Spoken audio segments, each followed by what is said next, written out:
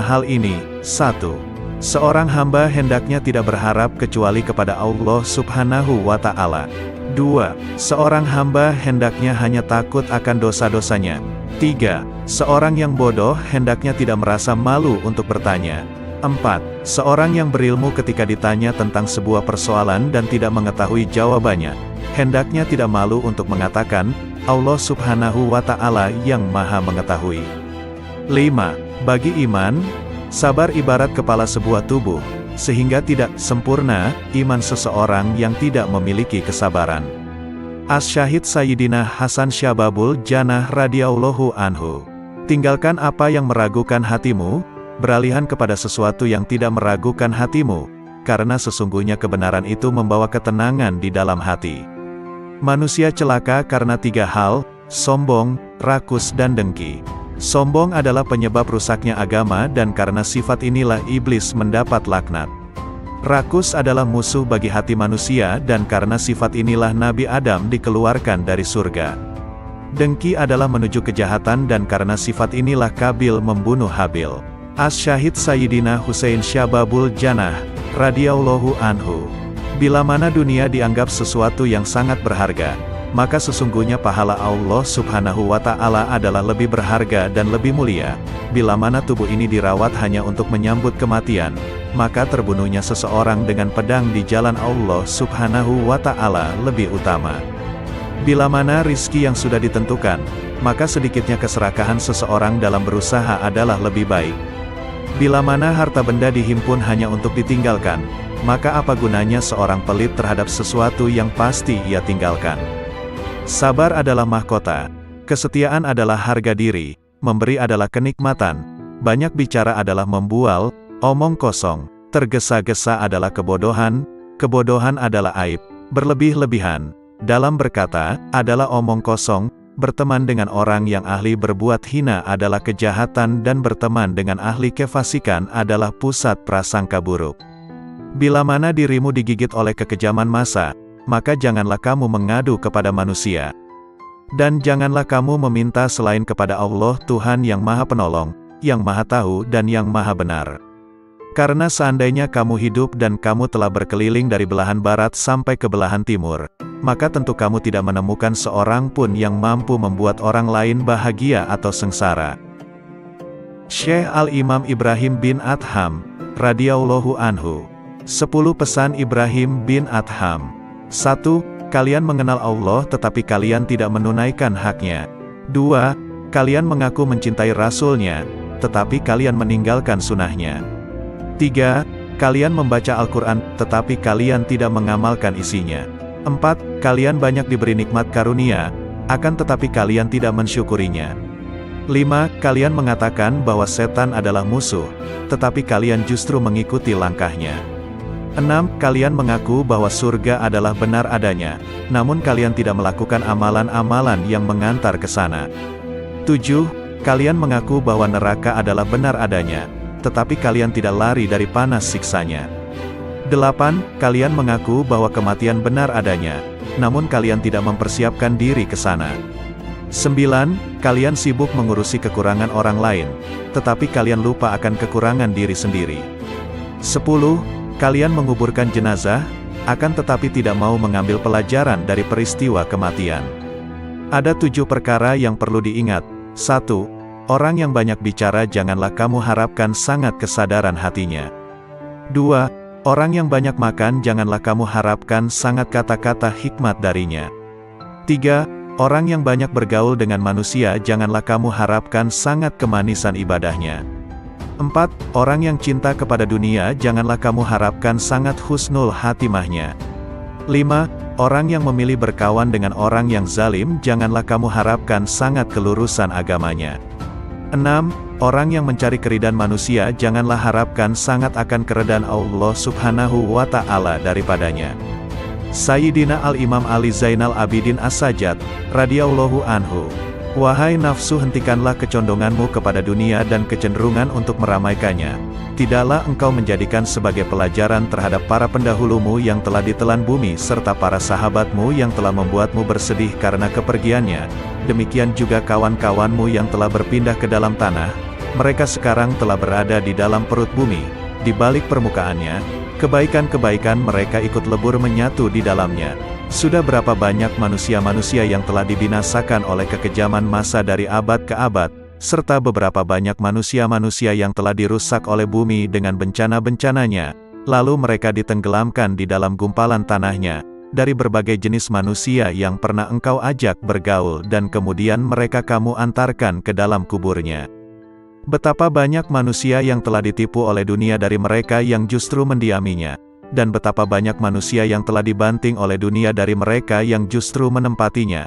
Lalu dunia itu tidak mau mengangkatnya lagi dari keterpelesetannya, tidak menyelamatkannya dari kebinasaannya, tidak menyembuhkan dari kepedihannya, tidak membebaskannya dari penyakitnya, dan tidak melepaskannya dari penderitaannya. Amal yang paling utama di sisi Allah Subhanahu wa Ta'ala adalah sesuatu yang dilakukan menurut sunnah Rasulullah Sallallahu Alaihi Wasallam. Orang-orang yang menjadi pimpinan para manusia adalah orang-orang yang bermurah hati dan bertakwa, sedangkan di akhirat nanti, yang mulia adalah orang-orang ahli agama, ahli keutamaan dan orang ahli ilmu yang bertakwa, karena sesungguhnya ulama adalah ahli waris para nabi. Sayyidina Al-Imam Muhammad Al-Baqir, radhiyallahu anhu. Sesungguhnya petir dapat menyambar seorang mukmin atau bukan, tetapi tak akan menyambar orang yang berzikir. Wahai putraku, hindarilah sifat malas dan bosan, karena keduanya merupakan kunci keburukan. Sesungguhnya jika engkau malas, tidak akan banyak melaksanakan kewajiban. Jika engkau bosan, tak akan tahan dalam menunaikan kewajiban. Seburuk-buruknya seorang teman itu adalah seseorang yang hanya menemanimu ketika kamu kaya dan meninggalkanmu ketika kamu miskin. Jika engkau menginginkan suatu kenikmatan dapat terus engkau nikmati, perbanyaklah mensyukurinya. Jika engkau merasa rizki lambat datang, perbanyaklah istighfar. Jika engkau ditimpa kesedihan, perbanyaklah membaca la haula wala quwata illa billah.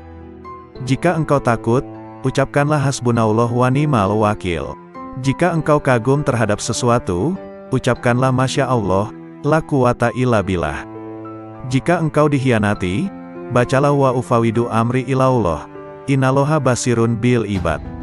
Jika engkau ditimpa kesumpekan, ucapkanlah la ilaha illa anta subhanaka inni kuntu minas zalimin.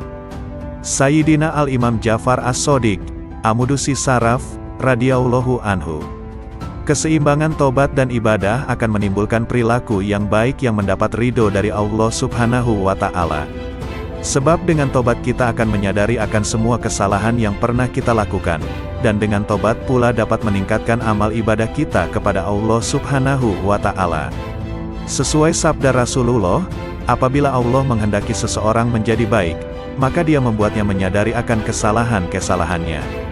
Tiada bekal yang lebih utama daripada takwa, tiada sesuatu yang lebih baik daripada diam, tiada musuh yang lebih berbahaya daripada kebodohan, tiada penyakit yang lebih parah daripada berbohong.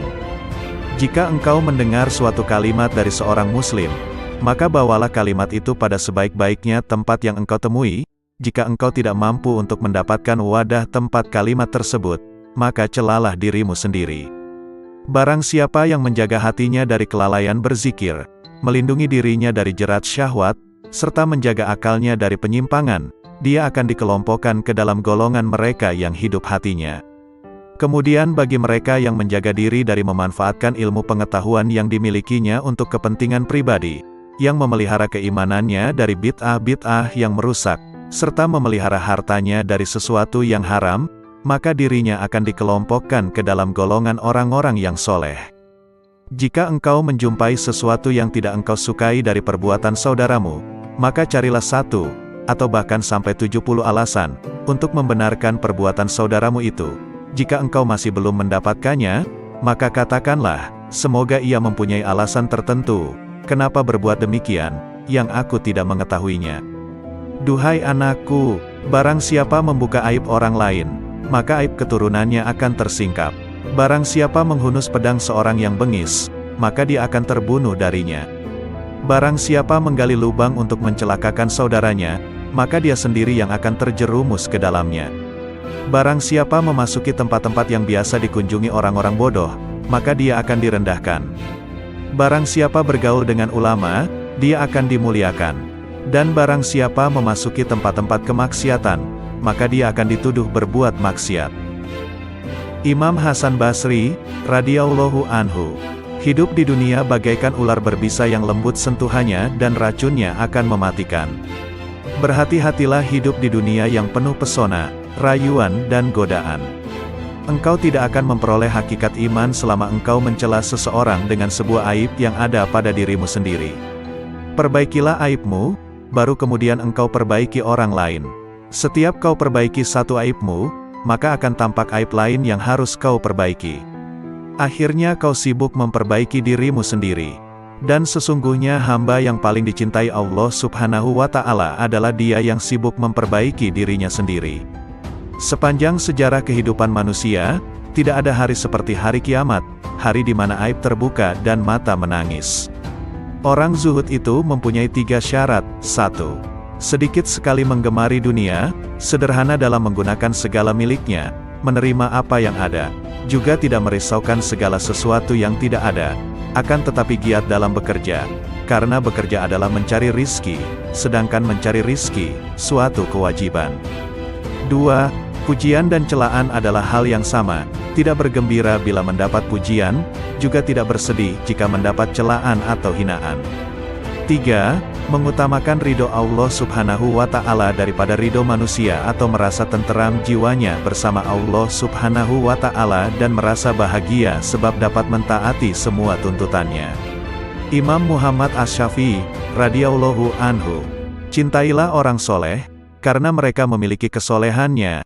Cintailah Nabi Muhammad sallallahu alaihi wasallam, karena dia kekasih Allah Subhanahu wa Ta'ala, dan cintailah Allah Subhanahu wa Ta'ala, karena dia kecintaan Nabi dan orang soleh. Dunia adalah tempat yang licin dan menggelincirkan, rumah yang hina, bangunan-bangunannya akan runtuh, penghuninya akan beralih ke kuburan, perpisahan dengannya adalah sesuatu keniscayaan, kekayaan di dunia sewaktu-waktu bisa berubah menjadi kemiskinan, bermegah-megahan adalah suatu kerugian, maka memohonlah perlindungan Allah Subhanahu wa Ta'ala, terimalah dengan hati yang lapang segala karunia-Nya. Jangan terpesona dengan kehidupanmu di dunia sehingga meninggalkan kehidupan akhirat. Ketahuilah, sesungguhnya hidupmu di dunia akan sirna, dindingnya juga miring dan hancur, maka perbanyaklah perbuatan baik dan janganlah terlalu banyak berangan-angan. Menganggap benar dengan hanya satu pandangan merupakan suatu bentuk ketertipuan. Berpegangan dengan suatu pendapat itu lebih selamat daripada berkelebihan dan penyesalan. Melihat dan berpikir, keduanya akan menyingkap keteguhan hati dan kecerdasan. Bermusyawarah dengan orang bijak merupakan bentuk kemantapan jiwa dan kekuatan mata hati. Ketahuilah bahwa orang yang jujur kepada Allah Subhanahu wa Ta'ala, ia akan selamat.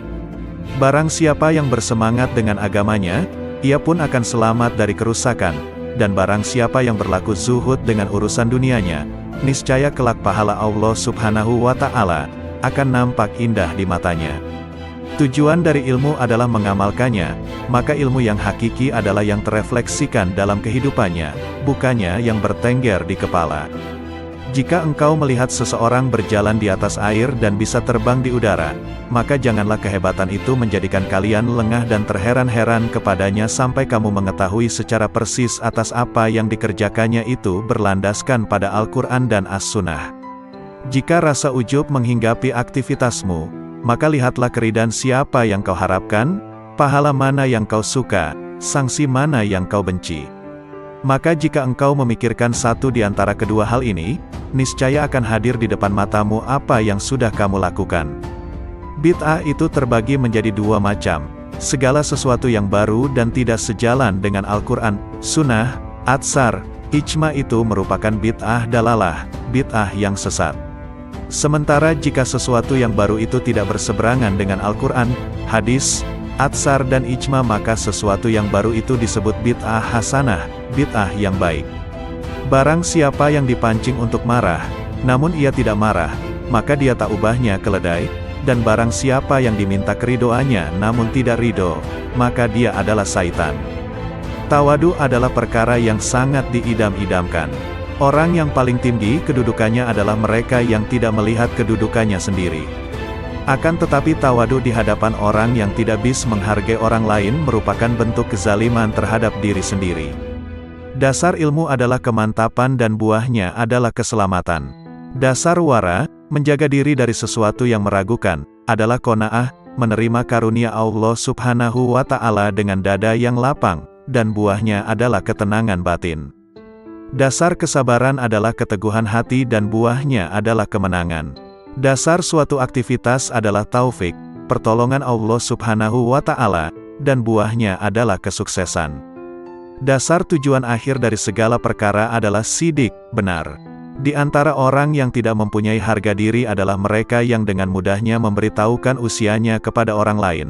Karena kalau usianya lebih muda, tentu mereka akan menganggapnya rendah, dan jika usianya lebih tua, tentu mereka akan beranggapan bahwa ia sudah pikun.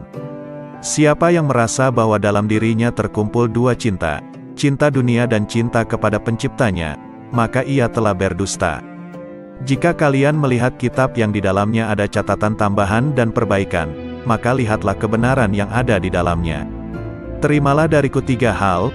1. Jangan berbicara panjang lebar tentang sesuatu yang tidak baik perihal sahabat Rasulullah Sallallahu Alaihi Wasallam, karena kelak Rasulullah Sallallahu Alaihi Wasallam nantinya yang akan menjadi seterumu. 2. Janganlah kamu sibukkan dirimu dengan ilmu kalam. Sesungguhnya aku telah melakukan kajian dengan ahli ilmu kalam dan mereka telah melakukan taktil, meniadakan sifat Allah Subhanahu wa Ta'ala. 3. Dan janganlah menyibukkan dirimu dalam nujum, ramalan dengan bintang. Sayyidina Al-Imam Qutbil Rabbani Syekh Abdul Qadir Al-Jailani, radhiyallahu anhu. Hai orang-orang yang lalai, secara terang-terangan engkau menentang Allah Subhanahu wa Ta'ala yang maha benar dengan bermaksiat kepadanya tetapi merasa aman dari siksanya. Ketahuilah tak lama lagi rasa aman itu akan berubah menjadi ketakutan, masa luangmu menjadi kesempitan, kesehatanmu menjadi sakit, kemuliaanmu menjadi kehinaan, kedudukanmu menjadi rendah, kekayaanmu menjadi kemiskinan. Ketahuilah, rasa aman dari siksa Allah Subhanahu wa Ta'ala Azza wa Jalla yang akan kau peroleh di hari kiamat sesuai dengan rasa takutmu kepadanya di dunia ini. Sebaliknya, ketakutanmu di hari kiamat sesuai rasa amanmu dari siksa Allah di dunia. Sayangnya, engkau tenggelam di dunia dan terperosok ke lembah kelalaian, sehingga cara hidupmu seperti hewan. Yang kalian ketahui hanya makan, minum, menikah dan tidur. Keadaan kalian ini tampak nyata bagi orang-orang yang berhati suci. Rasa rakus terhadap dunia, keinginan untuk mencari dan menumpuk-numpuk harta telah memalingkan kalian dari jalan Allah dan pintunya. Hai yang ternoda karena ketamakannya, andai kata kau bersama penghuni bumi bersatu untuk mendatangkan sesuatu yang bukan bagianmu, maka kalian semua tidak akan mampu mendatangkannya. Oleh karena itu tinggalkanlah rasa tamak untuk mencari sesuatu, rezeki, yang telah ditetapkan untukmu, maupun yang tidak ditetapkan untukmu. Apakah pantas bagi seorang yang berakal untuk menghabiskan waktunya memikirkan sesuatu yang telah selesai pembagiannya? Tabir penutup kalbumu tak akan tersibak selama engkau belum lepas dari alam ciptaan, tidak berpaling darinya dalam keadaan hidup selama hawa nafsumu belum pupus, selama engkau melepaskan diri dari kemaujudan dunia dan akhirat, selama jiwamu belum bersatu dengan kehendak Allah Subhanahu wa Ta'ala dan cahayanya. Jika jiwamu bersatu dengan kehendak Allah Subhanahu wa Ta'ala dan mencapai kedekatan dengannya lewat pertolongannya. Makna hakiki bersatu dengan Allah Subhanahu wa Ta'ala ialah berlepas diri dari makhluk dan kedirian, serta sesuai dengan kehendaknya tanpa gerakmu, yang ada hanya kehendaknya. Inilah keadaan fana dirimu, dan dalam keadaan itulah engkau bersatu dengannya, bukan bersatu dengan ciptaannya. Sesuai firman Allah Subhanahu wa Ta'ala, tak ada sesuatu pun yang serupa dengannya, dan dialah yang maha mendengar dan maha melihat. Anakku, pertama-tama nasihatilah dirimu, kemudian nasihatilah orang lain. Perhatikanlah dirimu, jangan mengurusi orang lain. Jangan mengurusi orang lain selama dalam dirimu masih ada sesuatu yang harus diperbaiki. Sungguh celaka, engkau mengetahui cara menyelamatkan orang lain. Engkau buta, bagaimana dapat menuntun orang lain? Hanya yang memiliki penglihatan tajamlah yang mampu menuntun umat manusia. Hanya orang yang mengenal Allah Subhanahu wa Ta'ala lah yang dapat mengembalikan manusia ke jalannya. Seseorang yang tidak mengenalnya, bagaimana dapat menuntun umat manusia ke jalannya? Kalian menghadiri majelis ilmu hanya untuk mencari jalan keluar bagi permasalahan duniawi kalian, bukan untuk mengobati penyakit hati. Kalian tidak mendengarkan nasihat para penceramah, tetapi meneliti kesalahan mereka, kemudian menghina dan menertawakannya. Kalian juga bermain-main dalam majelis. Sesungguhnya kalian sedang mempertaruhkan diri kepada Allah Subhanahu wa Ta'ala yang Maha Agung dan Maha Mulia. Segeralah bertobat, jangan mencontoh musuh-musuh Allah Subhanahu wa Ta'ala. Berusahalah untuk mengambil manfaat dari apa yang kalian dengar. Syekh Imam Al-Ghazali, radhiyallahu anhu. Renungkanlah pendeknya umurmu. Andai kata engkau berumur 100 tahun sekalipun, maka umurmu itu pendek jika dibandingkan dengan masa hidupmu kelak di akhirat yang abadi, selama-lamanya. Coba renungkan agar dapat beristirahat pensiun selama 20 tahun. Dalam 1 bulan atau setahun engkau sanggup menanggung berbagai beban berat dan kehinaan di dalam mencari dunia. Tetapi mengapa engkau tidak sanggup menanggung beban ibadah selama beberapa hari demi mengharapkan kebahagiaan abadi di akhirat nanti? Jangan panjang angan-angan, engkau nanti akan berat untuk beramal. Yakinilah bahwa tak lama lagi engkau akan mati. Katakan dalam hatimu, pagi ini aku akan beribadah meskipun berat. Siapa tahu nanti malam aku mati. Malam ini aku akan sabar beribadah. Siapa tahu besok aku mati. Sebab, kematian tidak datang pada waktu, keadaan dan tahun tertentu, yang jelas pasti ia datang. Oleh karena itu, mempersiapkan diri menyambut kedatangan maut lebih utama daripada mempersiapkan diri menyambut dunia. Bukankah kau menyadari betapa pendek hidupmu di dunia? Bukankah bisa jadi ajalmu hanya tersisa 1 tarikan dan hembusan nafas atau 1 hari? Setiap hari lakukanlah hal ini dan paksakan dirimu untuk sabar beribadah kepada Allah Subhanahu wa Ta'ala. Andai kata engkau ditakdirkan untuk hidup selama 50 tahun dan kau biasakan dirimu untuk sabar beribadah, nafsumu akan tetap berontak, tetapi ketika maut menjemput kau akan berbahagia selama-lamanya. Tetapi, ketika engkau tunda-tunda dirimu untuk beramal, dan kematian datang di waktu yang tidak kau perkirakan. Kehidupan seorang muslim tidak dapat dicapai dengan sempurna, kecuali mengikuti jalan Allah yang dilalui secara bertahap. Tahapan-tahapan itu antara lain, tobat, sabar, fakir, zuhud, tawakal, cinta, makrifat dan ridha.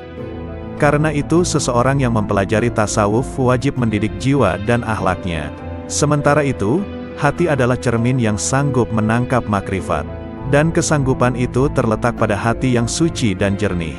Berbicara tentang nasihat, kulihat diriku tak pantas untuk memberikannya. Sebab, nasihat seperti zakat, nisyabnya adalah kemampuan untuk memetik nasihat itu bagi dirinya sendiri. Seseorang yang belum mencapai nisyab, bagaimana ia akan mengeluarkan zakat? Dan seorang yang tak memiliki cahaya, bagaimana dapat dijadikan sebagai alat penerang oleh orang lain? Bagaimana bayangan akan lurus jika kayunya bengkok? Allah Subhanahu wa Ta'ala mewahyukan kepada Isa bin Maryam alaihi salam, nasihatilah dirimu, jika kau mampu memetik nasihat, maka nasihatilah orang lain. Jika tidak, maka malulah kepadaku, barang siapa hendak mengetahui aib-aibnya, maka ia dapat menempuh 4 jalan berikut. 1. Duduk di hadapan seorang guru yang mampu mengetahui keburukan hati dan berbagai bahaya yang tersembunyi di dalamnya. Kemudian ia memasrahkan dirinya kepada sang guru dan mengikuti petunjuknya dalam bermujahadah membersihkan aib itu. Ini adalah keadaan seorang murid dengan syekhnya dan seorang pelajar dengan gurunya. Sang guru akan menunjukkan aib-aibnya dan cara pengobatannya, tapi di zaman ini guru semacam ini langka. 2. Mencari seorang teman yang jujur, memiliki basiroh, mata hati yang tajam, dan berpegangan pada agama. Ia kemudian menjadikan temannya itu sebagai pengawas yang mengamati keadaan, perbuatan, serta semua aib batin dan zohirnya, sehingga ia dapat memperingatkannya.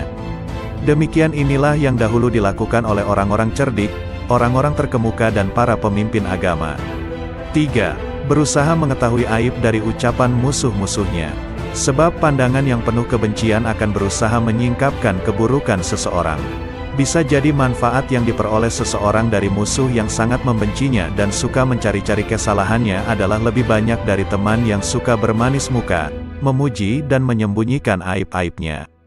Namun, sudah menjadi watak manusia untuk mendustakan ucapan musuh-musuhnya dan menganggapnya sebagai ungkapan kedengkian. Tetapi, orang yang memiliki mata hati jernih mampu memetik pelajaran dari berbagai keburukan dirinya yang disebutkan oleh musuhnya. 4. Bergaul dengan masyarakat. Setiap kali melihat perilaku tercela seseorang, maka ia segera menuduh dirinya sendiri juga memiliki sifat tercela itu. Kemudian ia tuntut dirinya untuk segera meninggalkannya. Sebab, seorang mukmin adalah cermin bagi mukmin lainnya. Ketika melihat aib orang lain ia akan melihat aib-aibnya sendiri. Sangat jauh jika bermaksud memaknai sehat atau kenyang tanpa mengalami sendiri rasa sehat atau kenyang. Mengalami mabuk lebih jelas daripada hanya mendengar tentang arti mabuk, meskipun yang mengalaminya mungkin belum pernah mendengar teori mabuk. Maka mengetahui arti dan syarat-syarat zuhud tidak sama dengan bersifat zuhud. Kehidupan seorang muslim tidak dapat dicapai dengan sempurna, kecuali mengikuti jalan Allah Subhanahu wa Ta'ala yang dilalui secara bertahap. Tahapan-tahapan itu antara lain, tobat, sabar, fakir, zuhud, tawakal, cinta, makrifat dan ridha. Karena itu seseorang yang mempelajari tasawuf wajib mendidik jiwa dan akhlaknya. Sementara itu, hati adalah cermin yang sanggup menangkap makrifat. Dan kesanggupan itu terletak pada hati yang suci dan jernih. Sayyidina Al-Imam Syekh Abu Hasan Ali Asy-Syadzili, radhiyallahu anhu. Jika kasyaf bertentangan dengan Al-Quran dan Sunnah, tinggalkanlah kasyaf dan berpeganglah pada Al-Quran dan Sunnah. Katakan pada dirimu sesungguhnya Allah Subhanahu wa Ta'ala menjamin keselamatan saya dalam kitabnya dan sunnah rasulnya dari kesalahan, bukan dari kasyaf, ilham, maupun musyahadah sebelum mencari kebenarannya dalam Al-Quran dan sunnah terlebih dahulu. Jika engkau menginginkan bagian dari anugerah para wali, berpalinglah dari manusia kecuali dia menunjukkanmu kepada Allah Subhanahu wa Ta'ala dengan cara yang benar dan tidak bertentangan dengan Al-Quran dan sunnah. Manakala zikir terasa berat di lisanmu, sementara pintu kontemplasi tertutup, ketahuilah bahwa hal itu semata-mata karena dosa-dosamu atau kemunafikan dalam hatimu.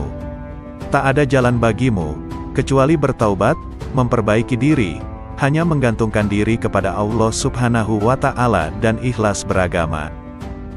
Ketuklah pintu zikir dengan hasrat dan sikap sangat membutuhkan kepada Allah Subhanahu wa Ta'ala melalui kontemplasi, menjauhkan diri segala hal selain Allah Subhanahu wa Ta'ala. Lakukanlah dengan menjaga rahasia batin, agar jauh dari bisikan nafsu dalam seluruh nafas dan jiwa, sehingga kalian memiliki kekayaan rohani. Tuntaskan lisanmu dengan berzikir, hatimu untuk tafakur dan tubuhmu untuk menuruti perintahnya. Dengan demikian, kalian bisa tergolong orang-orang soleh. Sayyidina Al-Imam Muhammad Maula Ad-Dawilai radhiyallahu anhu. Sesungguhnya aku tidak takut miskin, sebab yakin bahwa karunia Allah lebih dekat dari yang di tanganku. Sesungguhnya aku tidak membenci kematian, sebab yang membenci kematian berarti membenci bertemu dengan Allah Subhanahu wa Ta'ala. Aku tidak pernah membenci tamu, meskipun tidak memiliki sesuatu yang dapat aku hidangkan. Syekh Abdurrahman Assegaf berkata, bila mana ayahku sedang membaca satu ayat Al-Quran, maka lidah beliau seolah-olah menjadi bara. Dan tak lama kemudian akan terlihat bibir beliau terbakar, karena dahsyatnya rasa khauf beliau kepada Allah Subhanahu wa Ta'ala. Dan ayahandaku pernah berkata kepadaku, kalau sekiranya lidahku berada di luar badanku ketika aku sedang membaca ayat Al-Quran niscaya akan aku bakar lidahku dengan tanganku sendiri sebagai peringatan bagi diriku sendiri agar bertakwa kepada Allah Subhanahu wa Ta'ala. Sayyidina Al-Imam Al-Quds Syekh Abdurrahman As-Segaf, radhiyallahu anhu. Al-Muqaddam Ats-Tsani li As-Sa'adati Ba'alawi. Semua manusia membutuhkan ilmu, ilmu membutuhkan amal, amal membutuhkan akal. Akal membutuhkan taufik dan taufik adalah pemberian Allah Subhanahu wa Ta'ala. Setiap ilmu tanpa amal, maka batil. Setiap ilmu dan amal tanpa niat, maka tiada bernilai. Setiap ilmu, amal dan niat tanpa sesuai dengan sunnah, maka tertolak. Setiap ilmu, amal, niat dan sesuai sunnah, tanpa wara, maka suatu kerugian. Dikhawatirkan pelakunya akan kehilangan semuanya di saat hari ditimbangnya amal. Janganlah engkau beranggapan bahwa amalan-amalan lahirmu itu bernilai. Sedikit dari amalan batin lebih baik dari lautan amalan lahir. Obatnya hati adalah tidak tergantung pada makhluk. Barang siapa yang tidak mempunyai wirid, maka ia seperti monyet. Barang siapa yang tidak menelaah dan mempelajari kitab Ihya, maka ia tidak punya rasa malu. Al-Imam Muhyin Nufus Al-Habib Abdullah Al-Aidrus Akhbar, radhiyallahu anhu. Di antara waktu yang bernilai tinggi, merupakan pembuka pembendaharaan ilahi, di antara zuhur dan asyar, maghrib dan isya dan tengah malam terakhir sampai ba'da subuh. Sumber segala kebaikan dan pangkal segala kedudukan dan keberkahan akan dicapai melalui ingat mati, kubur dan bangkai. Keridhaan Allah Subhanahu wa Ta'ala dan Rasul-Nya terletak pada mutalaah, mempelajari dan memperdalam Al-Quran dan hadis serta kitab-kitab agama Islam. Meninggalkan dan menjauhi ghibah adalah raja atas dirinya, menjauhi naimah, mengadu domba, adalah ratu dirinya, baik sangka kepada orang lain adalah wilayah dirinya, duduk bercampur dalam majelis zikir adalah keterbukaan hatinya. Peraslah jasadmu dengan mujahadah, memerangi hawa nafsu dunia, sehingga keluar minyak kemurnian. Barang siapa yang menginginkan keridhaan Allah, hendaklah mendekatkan diri kepada Allah Subhanahu wa Ta'ala, karena keajaiban dan kelembutan Allah terdapat pada akhir malam. Jangan kau abaikan sedekah pada setiap hari sekalipun sekecil atom. Perbanyaklah baca Al-Quran setiap siang dan malam hari.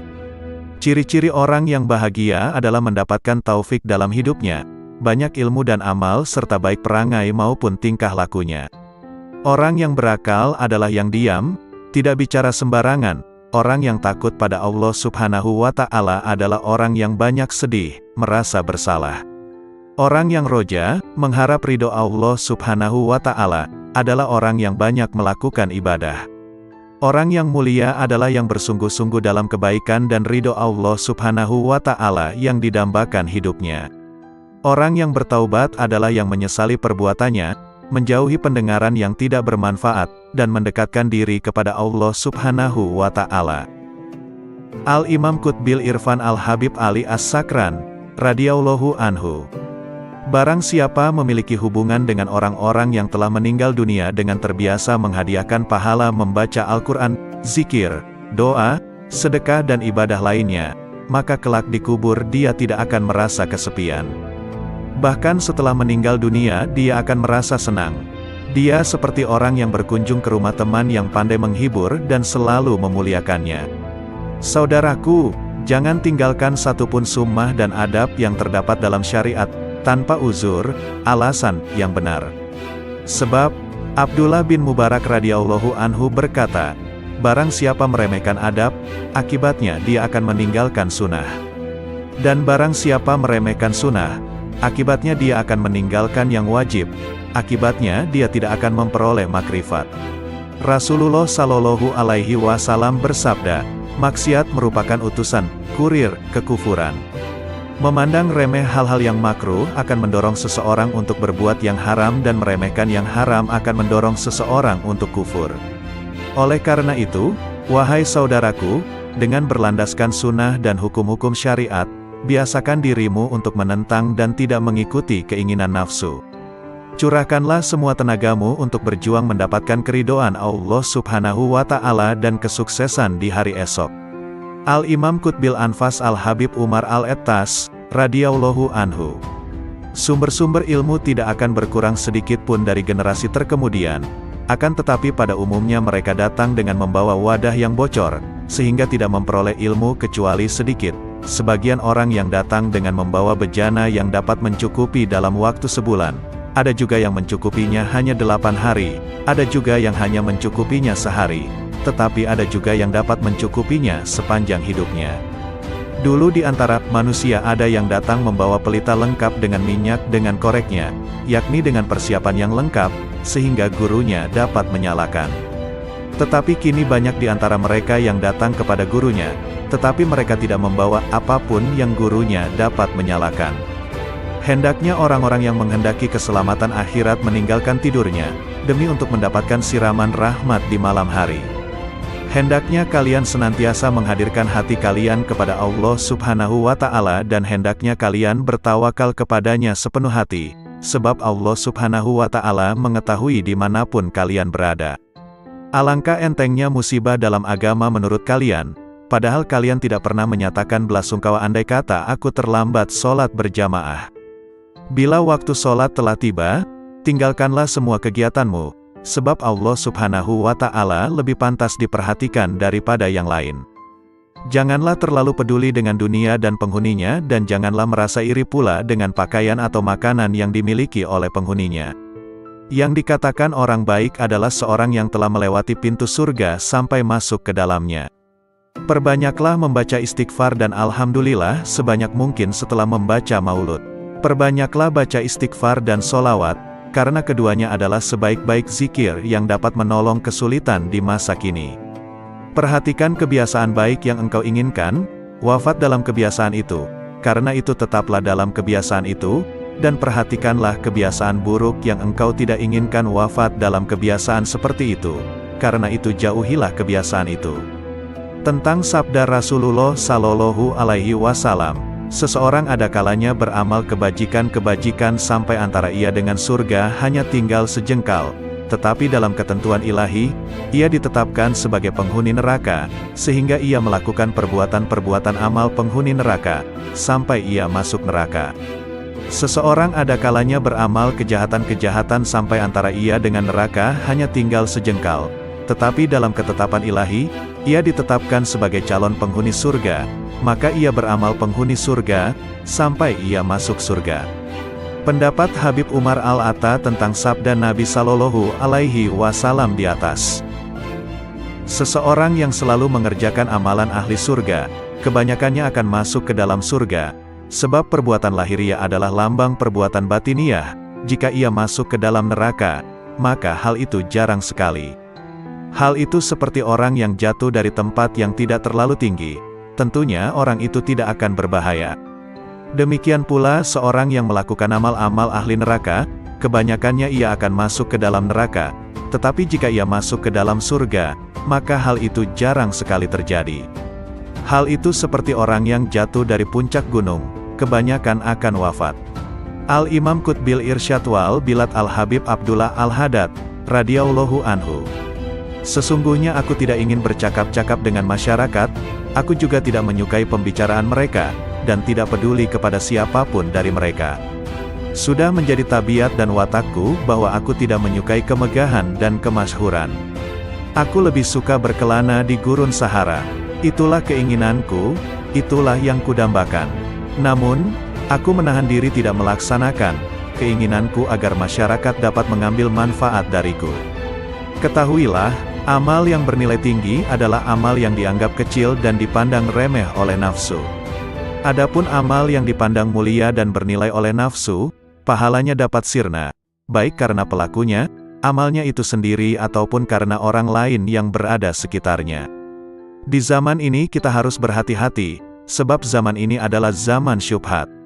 Para ulama menyatakan, tidak sepatutnya seorang yang berilmu bingung membedakan yang baik dan buruk.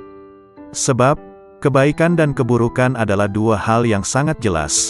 Setiap orang dapat membedakannya. Seorang berilmu ketika harus memilih satu di antara dua kebaikan atau dua keburukan, maka dia akan memilih kebaikan yang terbaik dan meninggalkan keburukan yang terburuk.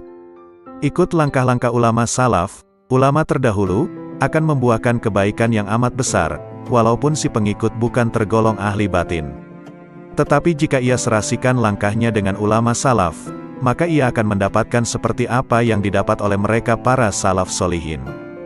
Jika satu zaman itu rusak, maka wajiblah bagi mereka yang hidup di zaman itu, untuk mengikuti jejak langkah ulama salaf solihin.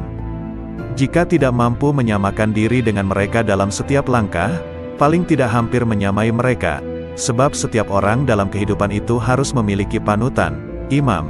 Sedang orang yang tidak memiliki panutan, imam, maka panutannya adalah setan. Seorang murid, pencari jalan menuju Allah, tidak boleh menyakiti hati gurunya karena belajar dan ilmunya tidak akan diberi berkah. Ada kalanya seseorang murid, Pencari jalan menuju Allah, diuji dengan kemiskinan, kepapaan dan kesempitan dalam kehidupan. Maka hendaknya ia bersyukur kepada Allah Subhanahu wa Ta'ala, disebabkan dengan hal tersebut di atas dan harus beranggapan berprasangka bahwa takdir kehendak Allah menjadikan Anda miskin, papa dan susah serta sempit sebagai sebesar-besarnya kenikmatan karena dunia adalah musuh Allah. Anda harus bersyukur, maka Allah akan mengangkat derajatnya sama dengan para nabinya, para auliyanya dan hamba-hamba yang soleh. Ketahuilah bahwa rizki itu telah ditentukan dan telah dibagikan oleh Allah Subhanahu wa Ta'ala. Di antara hamba-hambanya ada yang diluaskan rezekinya dan dilapangkan kehidupannya, dan dikurangkan rizkinya menurut kebijaksanaannya. Bersifatlah qanaah, cukup, atas apa yang ditentukan Allah bagimu. Awas dan waspadalah dengan panjang angan-angan dan harapan tentang kehidupan di dunia, karena dunia akan menariknya untuk mencintai dunia, dan Anda akan terikat dengannya sehingga sukar untuk beribadat dan mengasingkan diri untuk menuju jalan akhirat. Aku tidak pernah melihat ada yang benar-benar memberi, selain Allah Subhanahu wa Ta'ala.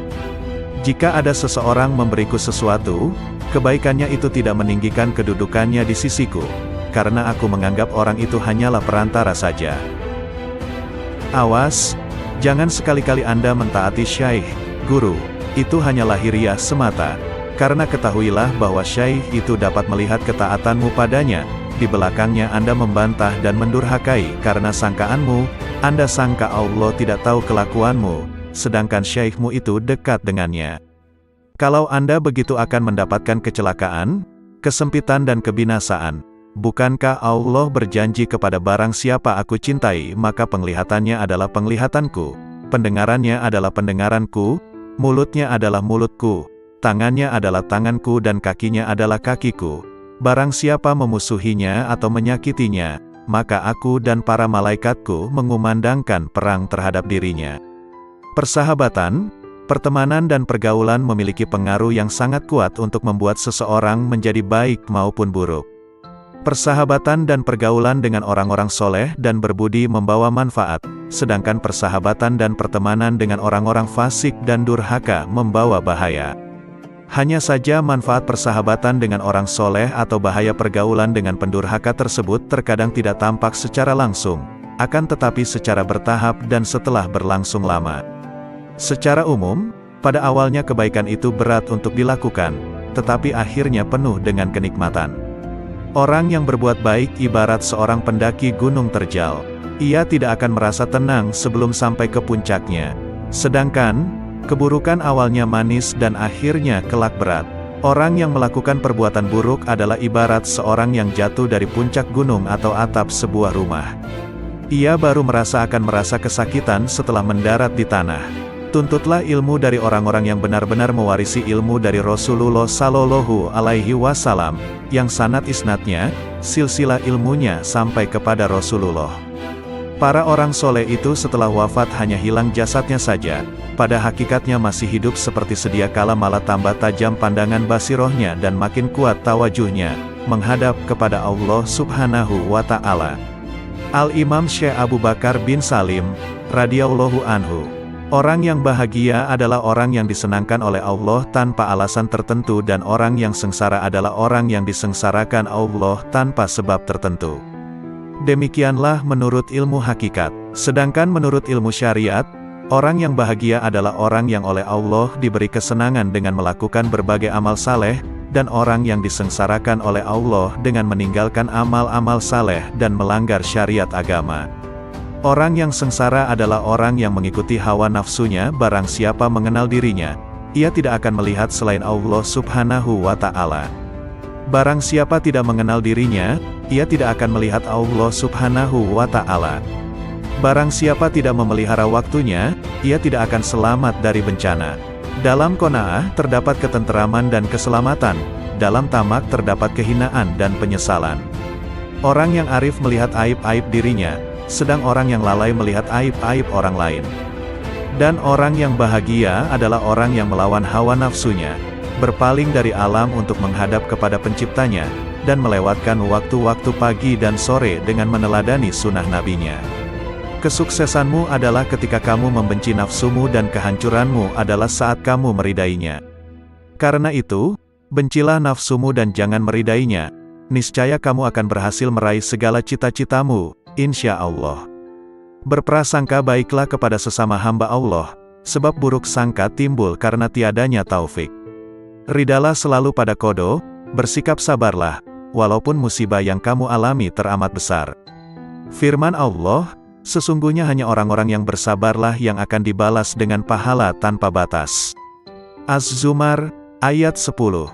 Ketahuilah oleh kalian, sesungguhnya Allah Subhanahu wa Ta'ala bertajalli, mengagungkan dirinya, di hati para kekasihnya, para kaum arifin, karena mereka menghapus selainnya di hati mereka dan mereka menghilangkan selain Allah Subhanahu wa Ta'ala dalam pandangan mereka terhadap semesta dan pada setiap kejadiannya bahwa semuanya adalah semata-mata ciptaan Allah Subhanahu wa Ta'ala, dan mereka melalui siang, pagi serta sore hari selalu dalam keadaan taat kepadanya.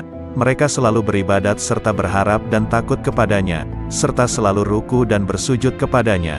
Mereka selalu dalam keadaan bahagia dan gembira serta ridho dengan segala ketentuan qada dan qadar yang telah ditentukan Allah Subhanahu wa Ta'ala atas mereka. Berkata Nabi Ayub alaihi salam, "Mana aku hendak memilih di antara dua perkara, maka aku akan memilih perkara yang ada ridho Allah Subhanahu wa Ta'ala di dalamnya karena hanya hal itulah yang mendatangkan kemaslahatan bagiku." Berkata kaum arifin, "Kalau sekiranya kedua mataku melihat selain Allah, maka akan kubutakan. Kalau sekiranya kedua telingaku mendengar selain Allah, maka akan kutulikan. Dan bila mana lidahku berkata yang tidak diperintahkan Allah, maka akan kupotong." Sedikit amal dari hati menyamai amal seluruh manusia dan jin. Sesungguhnya bala yang menimpamu pada saat lupamu, bila engkau menyadarinya adalah merupakan jalanmu untuk kembali mengenal Allah Subhanahu wa Ta'ala dan kembali mendekatkan dirimu kepadanya pada saat engkau meminta bala tersebut dihilangkannya, dan bala sesungguhnya adalah bila mana engkau melupakan Allah Subhanahu wa Ta'ala dan engkau lupa bahwa dirimu selalu fakir kepadanya. Beristiqomahlah kalian dalam setiap amal, karena para ahli kasyaf sekalipun semua bermohon kepada Allah Subhanahu wa Ta'ala agar mereka diberikan kekuatan dalam beristiqomah agar mereka tidak jatuh dalam keadaan terhijab darinya. Ketahuilah oleh kalian, makrifat kepada Allah Subhanahu wa Ta'ala adalah dengan kejelasan dan bukan dengan tersamar, dan bila mana seorang hamba diberinya makrifat kepadanya, maka ia pasti akan melihat semua amal yang dicintai oleh Rasulullah Sallallahu Alaihi Wasallam. Imam Ibnu Atta, radhiyallahu anhu, "Jika sebelumnya kau sedikit melakukan salat dan puasa sunnah, maka perbaikilah kekuranganmu dengan banyak bersalawat kepada Rasulullah Sallallahu Alaihi Wasallam. Andai kata sepanjang hidupmu engkau melakukan segala jenis ketaatan dan kemudian Allah Subhanahu wa Ta'ala bersalawat kepadamu sekali saja, maka satu solawat Allah ini akan mengalahkan semua amalmu itu. Sebab, engkau bersalawat kepada Rasulullah sesuai dengan kekuatanmu, sedangkan Allah Subhanahu wa Ta'ala bersalawat kepadamu sesuai dengan kebesarannya. Ini jika Allah Subhanahu wa Ta'ala bersalawat kepadamu sekali, lalu bagaimana jika Allah Subhanahu wa Ta'ala membalas setiap solawatmu dengan 10 solawat sebagaimana yang disebutkan dalam sebuah hadis sahih? Betapa indah hidup ini jika kau isi dengan ketaatan kepada Allah Subhanahu wa Ta'ala, dengan berzikir kepadanya dan bersalawat kepada Rasulullah Sallallahu Alaihi Wasallam. Orang yang menggunakan masa sehatnya untuk bermaksiat kepada Allah Subhanahu wa Ta'ala adalah seperti seorang anak yang mendapat warisan dari ayahnya sebesar 1000 dinar, kemudian ia gunakan semua uang itu untuk membeli ular dan kalajengking yang sangat berbisa yang kemudian mengelilingi dan menggigitnya. Bukankah ular dan kalajengking tersebut akan membunuhnya? Kamu gunakan masa sehatmu untuk bermaksiat kepada Allah Subhanahu wa Ta'ala, maka nilaimu adalah seperti burung pemakan bangkai yang terbang berkeliling mencari bangkai, dimanapun ia dapatkan, maka ia segera mendarat. Jadilah seperti tawon, kecil tapi memiliki cita-cita yang mulia. Ia hisap wewangian dan ia produksi madu yang enak. Engkau telah terlalu lama bergelimang kemaksiatan, kini terjunlah ke dalam hal-hal yang dicintai Allah Subhanahu wa Ta'ala. Telah kujelaskan hakikat permasalahan ini kepadamu, tetapi orang yang lalai tidak akan sadar meskipun memperoleh berbagai rencana. Sebab wanita yang kurang waras akalnya ketika putranya mati, ia justru tertawa. Begitu pula dirimu, engkau tinggalkan sholat malam, puasa sunnah dan berbagai amal soleh lain yang dapat kau kerjakan dengan seluruh anggota tubuhmu, tetapi tidak sedikit pun engkau merasa sakit. Kelalaian telah membunuh hatimu. Orang hidup akan merasa sakit ketika tertusuk jarum, akan tetapi, sesosok mayat tidak akan merasa sakit meskipun tubuhnya dipotong-potong dengan sebilah pedang. Saat ini hatimu sedang mati, karena itu duduklah di majelis yang penuh hikmah, sebab di dalamnya terdapat hembusan karunia dari surga. Hembusan karunia itu dapat engkau temukan di rumahmu, di perjalananmu.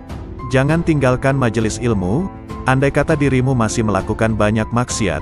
Jangan berkata, apa manfaatnya aku datang ke majelis ilmu, sedangkan aku senantiasa bermaksiat dan tidak mampu meninggalkannya.